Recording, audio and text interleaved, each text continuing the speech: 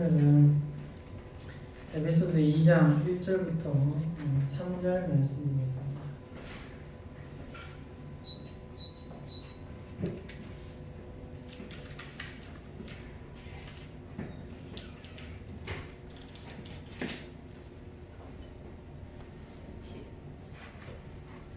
(311쪽) 봅니다. 신약성경 에베소서 2장 1절부터 3절입니다. 311쪽입니다. 한 목소리로 같이 공동하겠습니다. 1절 시작. 그는 허물과 죄로 죽었던 너희를 살리셨도다. 그때 너희는 그 가운데서 행하여 이 세상 풍조를 따르고 공중의 권세 잡은 자를 따랐으니 곧 지금 불순종의 아들들 가운데서 역사하는 영이다. 전에는 우리도 다 그 가운데서 우리 육체의 욕심을 따라 지내며 육체와 마음에 원하는 것을 하여 다른 이들과 같이 본질상 진노의 자녀이었더니. 아멘. 오늘은 복받기 전 우리는 라는 제목으로 말씀을 나누겠습니다. 우리가 1장을 에베소서 1장을 봤잖아요. 1장을 볼 때 우리는 어떤 존재이냐면 하나님으로부터 하늘에 속한 모든 신령한 복을 받아 누리는 하나님의 거룩한 백성이라고 했습니다. 그렇기 때문에 우리는 그 하나님께 영광과 찬송을 올려드리면서 살아야 한다라고 했던 거예요. 따라서 우리가 받은 복이 하나님의 기쁘신 뜻대로 우리를 예정했고 또 창세전에 선택했고 그리스도 안에서 우리를 속량해서 죄사함 받게 해주셨다는 겁니다.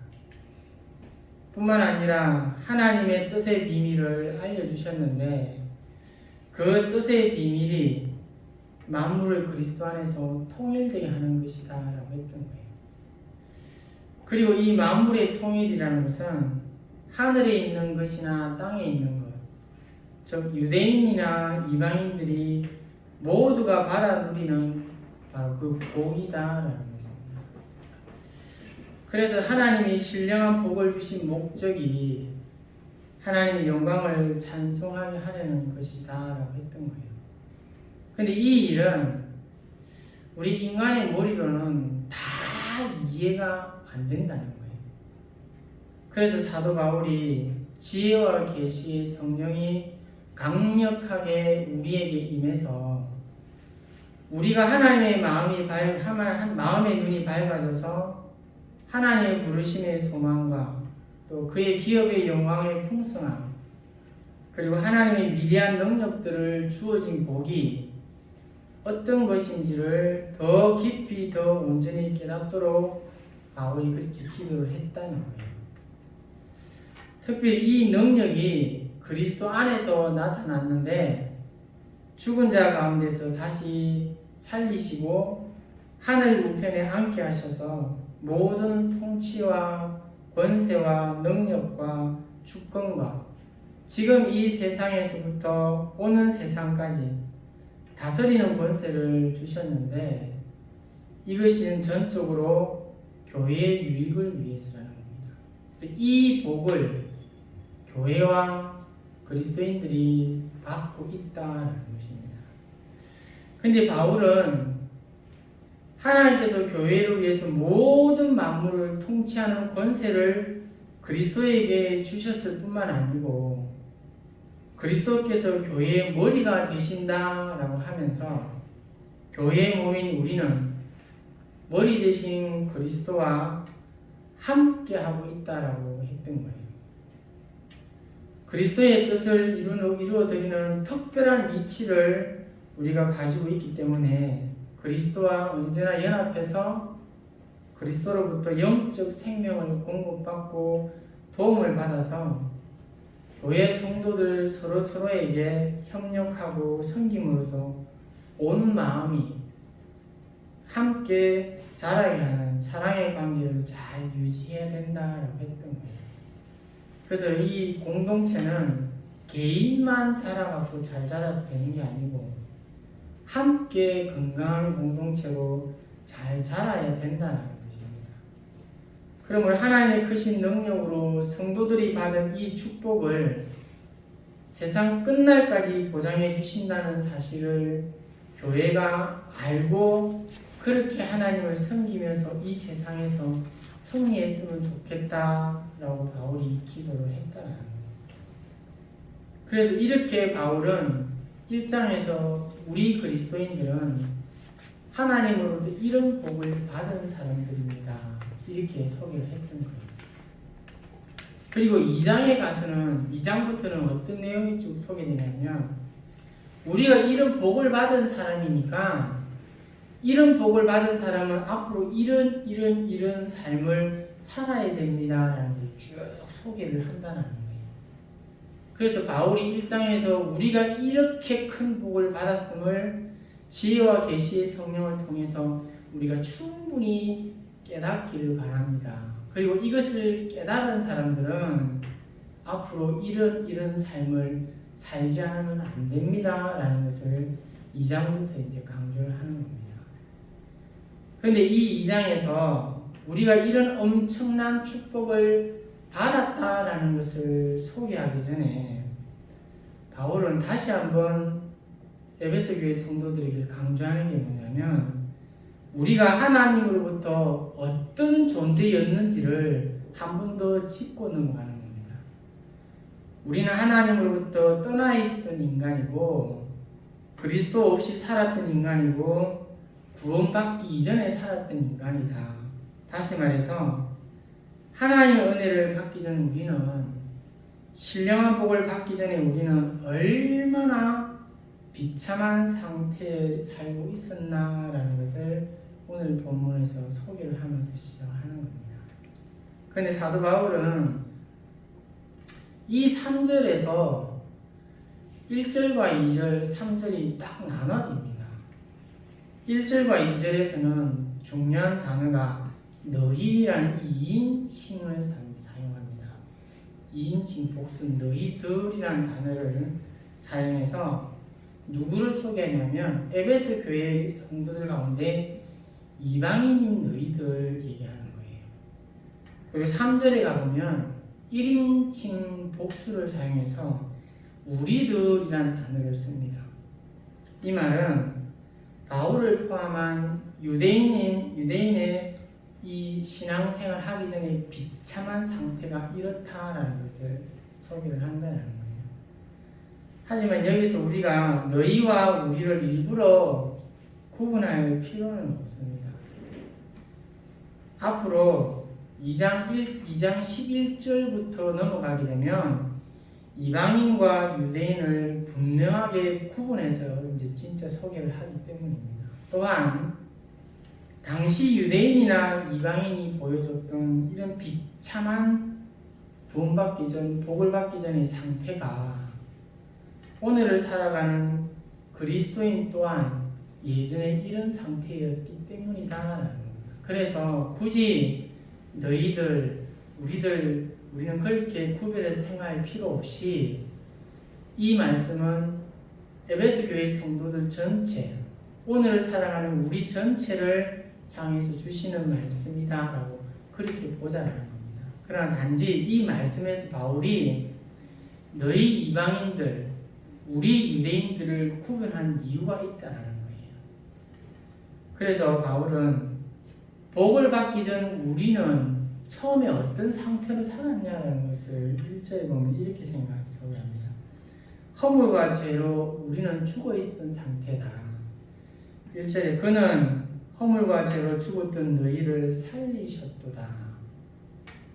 여기서 이 1절 말씀은 주어도 없고 동사도 없는 말씀이에요. 그러다 보니까 이 살리셨도다라는 이 단어가 원래 이 원문에는 나오지 않습니다. 그래서 이 살리셨다라는 이 표현을 5절에 보면 나와 있거든요. 5절에 보면 나와 있는데 이 5절에서 살리셨다라는 이 주동사를 바로 이 1절에 앞당겨서 지금 본문이 번역을 해놓은 거예요.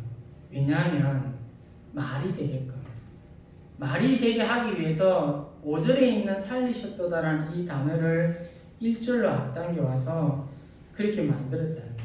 그런데 여기서 살리셨도라는 이 단어가 함께 살리셨다라는 그 뜻입니다.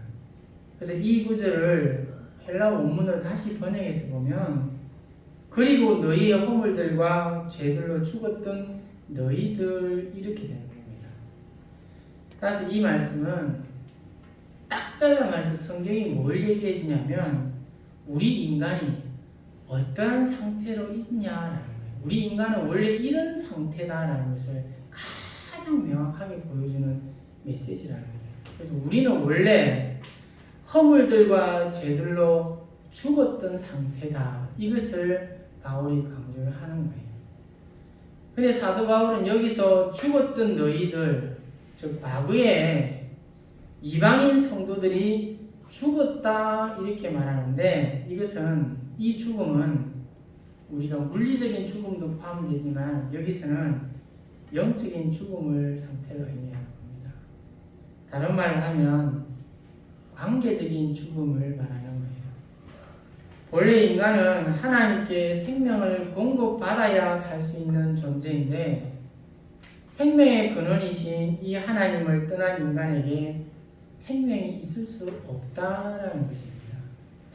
그래서 사도 바울은 넘어가서 4장 18절에 보면은 바로 이 불신 이방인들이 하나님의 생명에서 떠나 있도다, 이렇게 소개를 했던 거예요. 따라서 그리스도 안에서 영적 생명을 얻기까지 모든 인간은 다 이렇게 영적으로 죽은 존재인 것인데, 여기서 영적 생명이란 하나님을 아는 겁니다. 그리고 그 하나님과 교제하고 그 하나님을 즐거워하는 것이 영적인 생명이라는 겁니다. 그런데 영적 생명이 없다는 것은 하나님을 모른다는 거예요. 하나님과 아무런 관계가 없다는 것이고 하나님을 즐거워하지 않는다는 것입니다. 그러므로 영적으로 죽은 인간은 하나님을 알지 못한다는 겁니다. 하나님에 대해서 생각지도 못한다는 겁니다. 또한 하나님의 말씀을 듣지도 못하고 무엇보다 하나님의 존재 자체를 알지 못한다는 것이죠. 다시 말하면 영적으로 죽은 인간은 하나님에 대해서 무관심하고 하나님의 사랑에 반응을 할 수 없는 존재라는 것입니다. 바울이 지금 누구에게 얘기하냐면 에베소 교회 안에 그리스도인으로 흡수되어진 이방인들 얘기하는 거예요. 이 이방인들이 과거에는 하나님에 대해서 아무것도 모르고 하나님에 대해서 관심도 없었고 하나님에 대한 사랑을 생각지도 못했던 존재였다는 거예요. 우리가 살면서 이런 모습으로 살면 우리는 어떤 존재냐면 바로 영적으로 죽어있는 존재라는 겁니다. 이게 과거의 모습이면 다행인데 지금도 우리가 이렇게 살고 있다라는 것이 문제라는 거예요.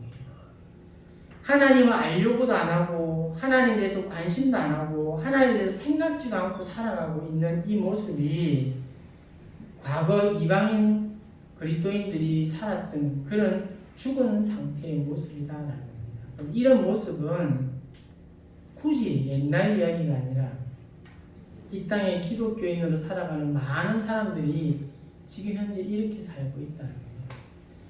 우리가 한 주간을 돌아봤을 때에 하나님을 생각하고 하나님을 알려고 하고 하나님을 관심 갖고 하나님의 말씀 붙들고 살려고 했냐라는 걸 돌아보면 알 수 있다는 거예요.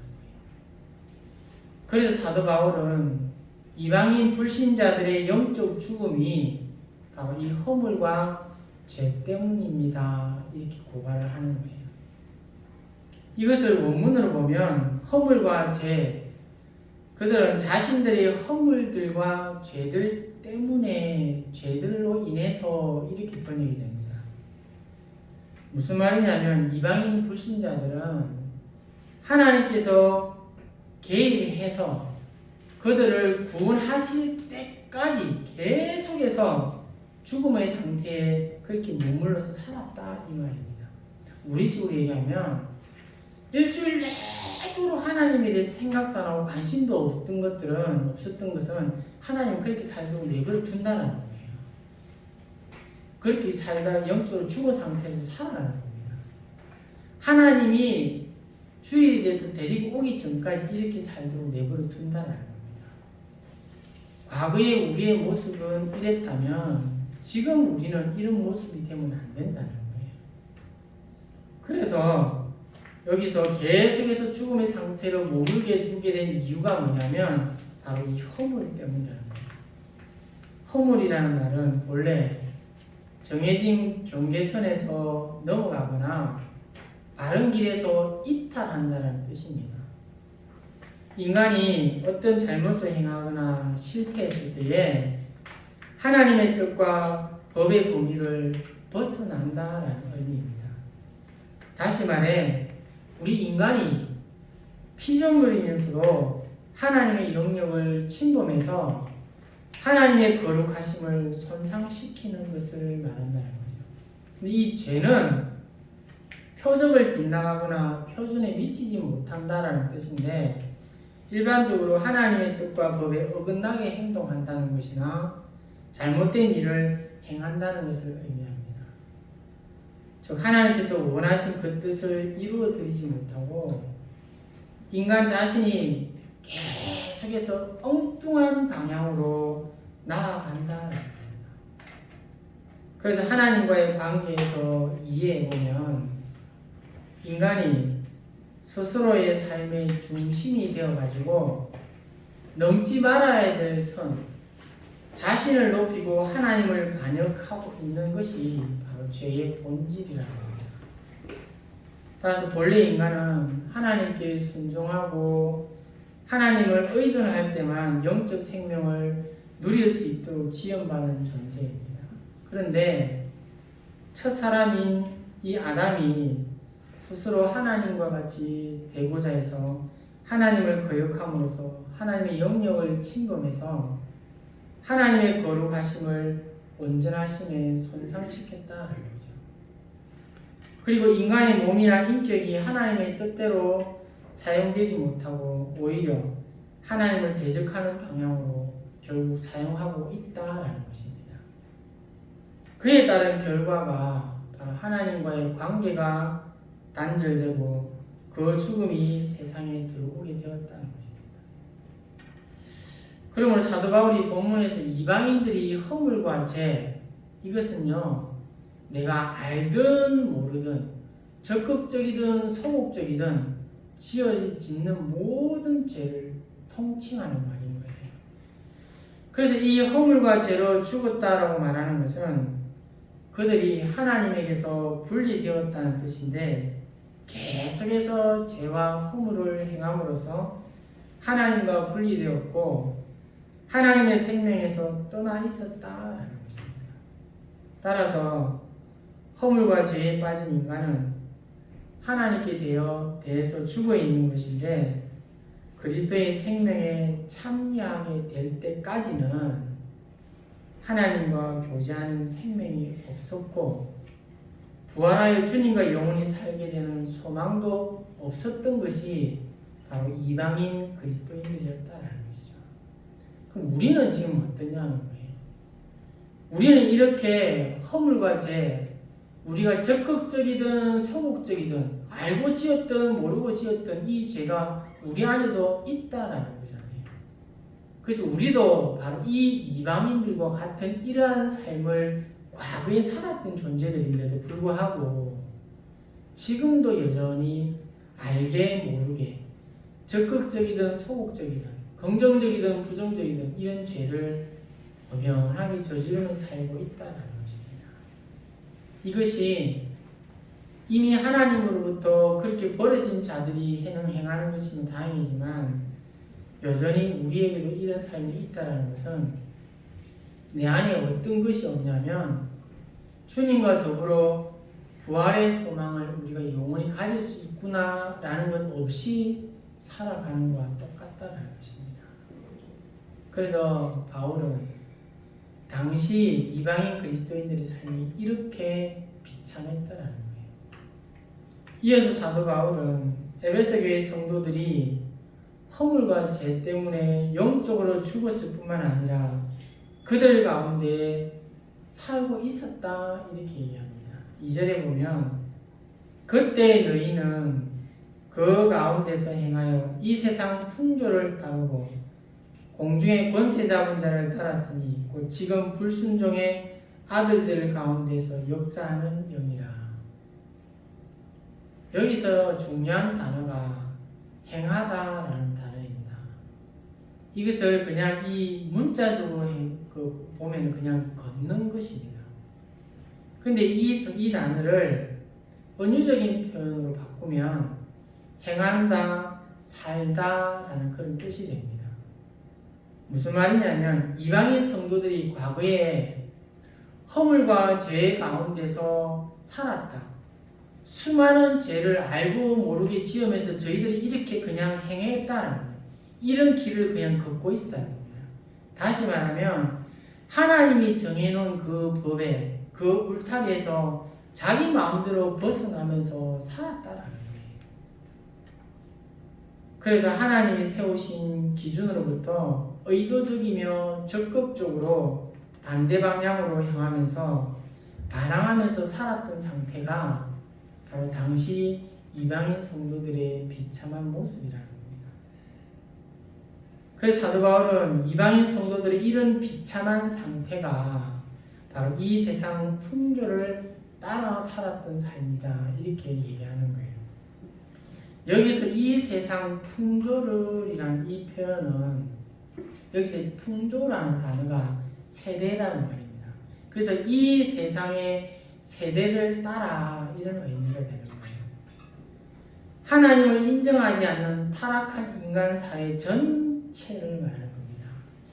그러니까 아담 이후 범죄한 그때부터 지금 이 시대까지 그리고 앞으로 오는 세대까지 철저하게 하나님을 인정하지 않는 타락한 사회가 우리의 삶에서 그대로 유지되고 있다는 것입니다. 그래서 이런 세대에서 이런 세상에서 우리가 하나님이 정해놓은 범위를 자기 마음대로 침범하고 하나님이 가라는 곳에서 반대 방향으로 반항하면서 그렇게 마음대로 살고 있었다라는 거예요. 그래서 사도 바울이 타락한 사회로 사는 인간의 삶이 어떤 것인지를 구체적으로 언급해 준 곳이 있는데 갈라디아서 5장 19절로 21절입니다. 육체의 일은 분명하니 곧 음행과 더러운 것과 호색과 우상 숭배와 주술과 원수 맺는 것과 분쟁과 시기와 분냄과 당짓는 것과 분열함과 이단과 투기와 술 취함과 방탕함과 또 그와 같은 것들이라. 범죄한 아담 이후부터 지금까지 모든 세대가 이렇다라는 거예요. 이런 세대가 아닌 적이 한 번도 없습니다. 좀 더 이것을 직설적으로 표현하면 이 세상 세대는 어떤 삶이냐면 돈과 권력과 섹스에 인간을 행복하게 해준다고 믿고 있기 때문에 타락한 세상에 속한 사람들은 여기에 지배를 받으며 살고 있다라는 거예요. 그래서 이게 좋다라는 거예요. 이게 좋기 때문에 하나님이 정해놓은 기준을 내 마음대로 그냥 침범하고 산다는 겁니다. 이처럼 이 세상 풍조는 하나님과 진리를 대적하며 세속적이고 또한 반도덕적이면서 물질적인 가치에만 지배를 받고 있기 때문에 그 자체가 악한 것이므로 그대로 사는 것은 삶 자체는 말 그대로 악한 삶이 된다는 겁니다. 과거 이방인 그리스도인들의 삶이 이랬던 겁니다. 지금 우리의 삶도 이런 모습이라는 거예요. 그러므로 에베소 교회 이방인 성도들이 과거에 이 세상 풍조를 따랐다는 것은 그들이 하나님의 말씀이 전혀 비치지 못했을 때가 있었다는 거예요. 하나님을 모르는 타협한 세상의 가치관을 따라 살 수밖에 없었던 그때가 있었던 겁니다. 그러다 보니까 결국 타락한 사회가 시키는 대로밖에 살 수 없었다는 거예요. 그게 우리라는 겁니다. 지금 우리는 분명하게 하나님이 저는 기준이 뭐고 하나님이 어떻게 하라는 것을 이미 다 알고 있다는 겁니다. 우리는 하나님이 복받은 자라는 것을 다 아는데도 불구하고 여전히 우리는 이 사회 전체가 악하다고 하는데도 이 사회가 원하는 대로 그냥 살고 있다는 거예요. 또한 이방인 성도들의 비참한 과거의 상황은 그들이 공중의 권세를 잡은 지배자를 따랐다는 것이 문제라는 겁니다. 여기서 공중의 권세 잡은 자는 공중의 권세의 지배자라는 뜻인데, 사도 바울은 당시 사회에서 일반적으로 공중이라는 것을 어떻게 이해를 했냐면, 인간이 사는 세계와 하나님이 계신 하늘 사이에 존재하는 영역이 바로 이 공중으로 당시 사회들이 그렇게 이해를 했다는 거예요. 그래서 이 공중이라는 표현을 사용하면서 이 공중은 바로 마귀가 지배하는 곳이다 라고 본다는 거예요. 그래서 마귀가 인간이 사는 세계에 하나님의 사는 세계에서 좀 더 인간이 사는 세계에 가까이 와서 쉽게 영향력을 행사하고 있다는 것을 지금 강조하는 거예요. 따라서 공중의 권세를 잡은 지배자는 공중에 거주하면서 하나님을 대적할 뿐만 아니라 타락한 인간 사회 안에서 역사하고 있는 마귀를 소개하는 겁니다. 그런데 이 마귀가 지금 불순종의 아들들 가운데 역사하는 영이라고 이 바울이 마귀의 정체를 확실하게 여기서 소개를 하는 거예요. 여기서 이 불순종의 아들들은 누구를 얘기하냐면 말 그대로 하나님께 불순종했던 모든 인간들. 이것이 과거 이방인들이 이런 모습이었는데 지금도 여전히 하나님에 대해서 반역하는 자들이 이 땅에 버젓이 살아가고 있다는 거예요. 그리고 이 역사하는 이라는 뜻이 참 중요한데 힘을 전달을 작동케 한다는 겁니다. 근데 이 힘을 전달을 해서 활동하게 하는 이것이 좋은 쪽이 아니라 항상 나쁜 방향으로 힘을 쏟게 한다는 거예요. 그래서 공중의 권세 잡은 지배자 마귀는 지금 하나님께 불순종하는 모든 인간들 가운데 역사해서 좋은 것보다는 나쁜 것에 에너지를 많이 사용하도록 한다는 겁니다. 이게 세상의 모습이면 참 좋겠지만 오늘날 기독교인들 모습, 교회의 모습들이 너무나 이와 비슷하다는 겁니다. 1장 21절, 22절을 보면 바울이 뭐라고 얘기냐면 마귀는 그리스도의 십자가를 통해서 결코 회복할 수 없을 정도로 이미 결정타를 맞고 패배했다라고 했습니다. 그러나 마귀가 완전히 힘을 상실한 것은 아니라는 거예요. 따라서 마귀는 최후 패배의 날이 오기까지는 하나님을 대적하면서 교회와 성도들을 끝까지 공격을 한다는 거예요. 그래서 마귀는 하나님께 불순종하고 반역하는 사람들 가운데 끝까지 역사하면서 그들을 종으로 삼고 그들을 죄를 짓게 하는데 세상의 모든 악과 모든 잘못과 폭력을 통해 계속해서 역사하고 있다는 거예요. 마귀는 손도 없고 발도 없습니다. 마귀는 자기가 뭘 해서 인간들을 해칠 수 있는 아무런 능력이 없어요. 마귀는 이 자연 만물을 어떻게 할 수 있는 능력도 없어요. 근데 이 마귀는 누구를 통해서 이 세상 역사를 계속해서 악하게 잘못되게 만드냐면 바로 하나님을 끊임없이 불순종하고 반역한 이 인간들에게 계속해서 역사해서 이들로 인해서 하나님을 대적하고 진리를 배반하고 하나님의 성도들을 끝까지 공격하며 괴롭히고 있다는 것입니다. 그런데 불순종하는 사람들 가운데 역사하면서 계속해서 이 마귀가 역사하지만 사도 바울이 에베소 교회 성도들이 과거에 공중의 권세를 잡은 지배자, 곧 그들 가운데서 역사하는 마귀의 지배 아래 모든 거짓과 악을 행하면서 살았습니다. 이렇게 지적을 하는 거예요. 당시 이방인 그리스도인들이 이 말씀을 들었을 때는 충분히 이해가 되잖아요. 자기들이 과거에 그렇게 살았기 때문에.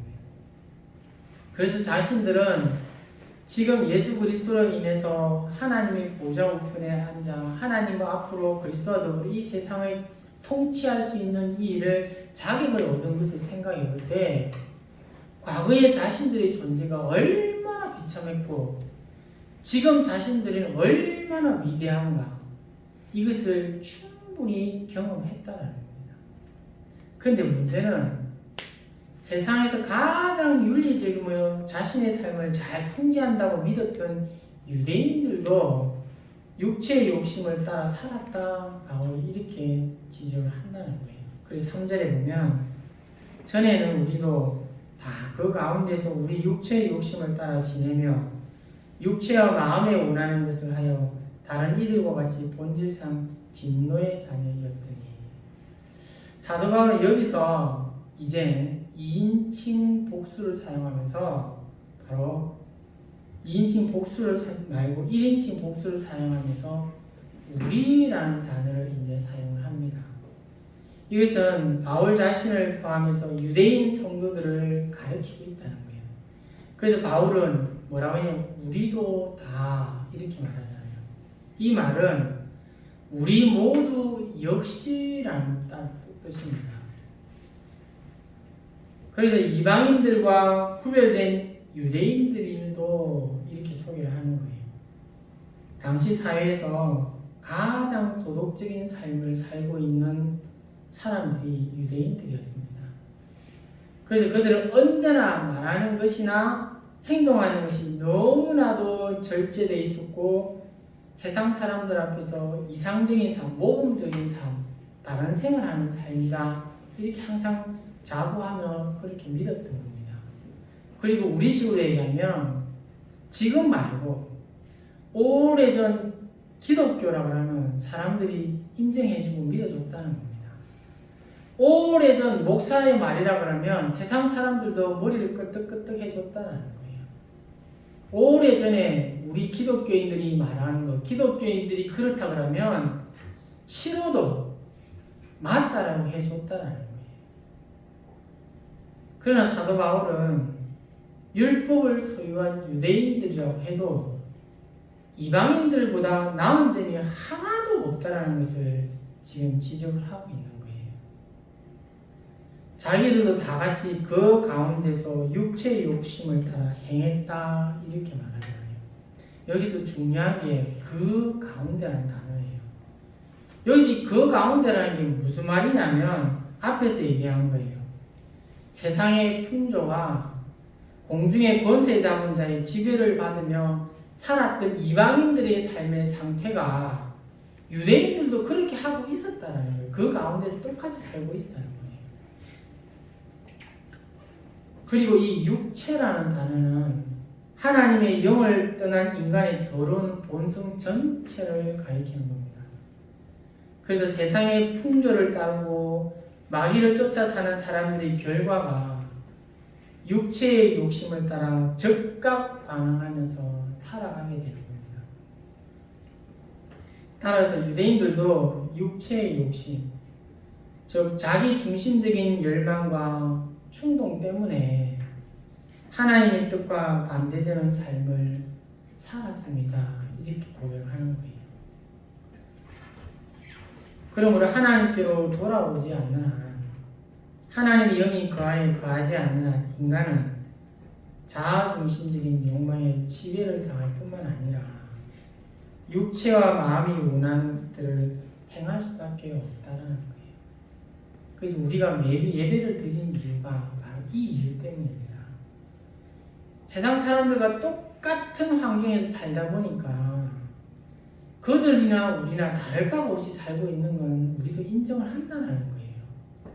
그렇지만 우리가 그들과 우리가 분명히 다르다는 것을 알기 때문에 우리가 다시 하나님 안에, 하나님의 말씀 안에서 회복되고 그 말씀대로 살기 위해서 이렇게 예배를 참여를 하게 되고 예배를 드리면서 회복하게 된다는 것입니다. 여기서 마음이라는 이 말은 말 그대로 생각을 얘기하는 거잖아요. 의지, 그 다음에 어떤 사고하는 과정을 뜻하는 것인데 인간은 감정뿐 아니라 이성과 의지까지도 이미 죄에 오염되어 있다는 겁니다. 그래서 육체나 마음이 원하는 것들이 모두가 하나님을 거역하고 하나님을 반대하는 것 뿐이라는 거예요. 그래서 마음에 원하는 것, 이것은 마음속으로 오래 생각을 해온 것을 의미하는데 마음으로 원하긴 하지만 육체가 원하는 것하고는 다르게 바로 나타내지는 않는다는 겁니다.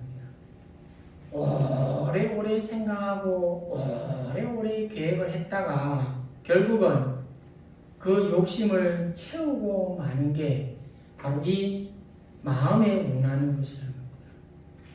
그래서 인간은 육체가 원하는 것은 충동적으로 팍 하면서도 또 안 그런 척 하면서도 생각하면서 결국은 자기가 하고 싶은 대로 다 하는 인간들이라는 거예요.